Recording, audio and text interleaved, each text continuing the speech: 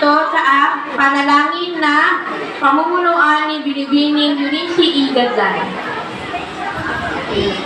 Sumandali po tayong manahimik.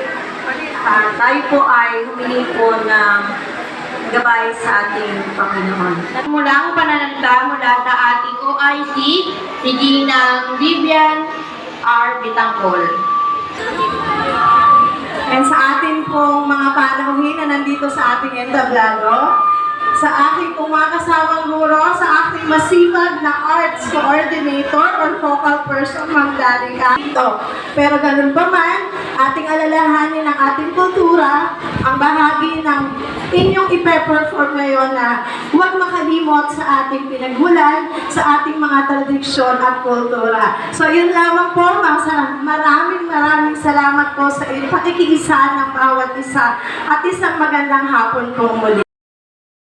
Po sa mga masisipag na guro, sa SPTA, sa pangunguna ni Ate Aisa, at sa mga magulang, at sa mga bata pong naririto. Mula po sa Sangguniang Kabataan ng Barangay San Vicente, malugod po namin kayong ibinabati sa selebrasyong ito. Yun lamang po at maraming salamat. Sa hirap ng magulang, mag-aaral, guro, at bumubuo po para mangyari ito. At sana po marami po pong pagkakataon na magkaroon po para sa mga kabataan at Batang San Vicente. Yun po muli, congratulations po. Salamat po, ST Jamaica, and tahanan natin ang pagpapakitang gilat ng mga mag-aaral mula sa baitang ika-4. Ang kanilang kakantahin ay ang awit na bumabagay at sa puso ko, at sasayaw sila ng sayaw sa ubando. Sa kabukiran ng Bulacan, sa panahon ng taniman ng palay. Ito ay masayang inaawit ng mga magsasaka habang sila ay nagtatanim ng palay. Ang paghagok ay isang paraan ng pag-awit na ginagamit upang magbigay ng kakaibang daloy ng ritmo sa isang awitin. Ang dulot ng sigla at paghagok ay nagbibigay ng liksi at lakas sa kanilang paggawa upang matapos ng maayos at mabilis ang kanilang pagpapahayag ng pagtuyo at pagsinta ng isang binata upang may parating ang kanyang wagas na pag-ibig sa kanyang dalagang nililiyag. Ito ay kadalasang inaawit sa panliligaw at panunuyo.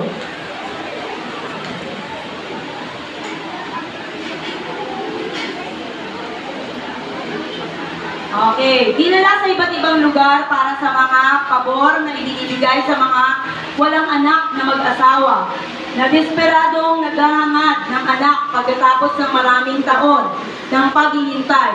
Ang kapistahan ng St. Clair, St. Pascual, Bailon at Mahal na Birhen de Salambao na ipinagdiriwang tuwing buwan ng Mayo ay palaging nakakaakit sa maraming deboto. Ang pagsasagawa ng sayaw sa ubando sa harap ng altar ay paniniwalang magbibigay ng mga walang anak na mag-asawa. At ngayon, palakpakan na po natin ang ating mga mag-aaral mula sa ika-4 na bata.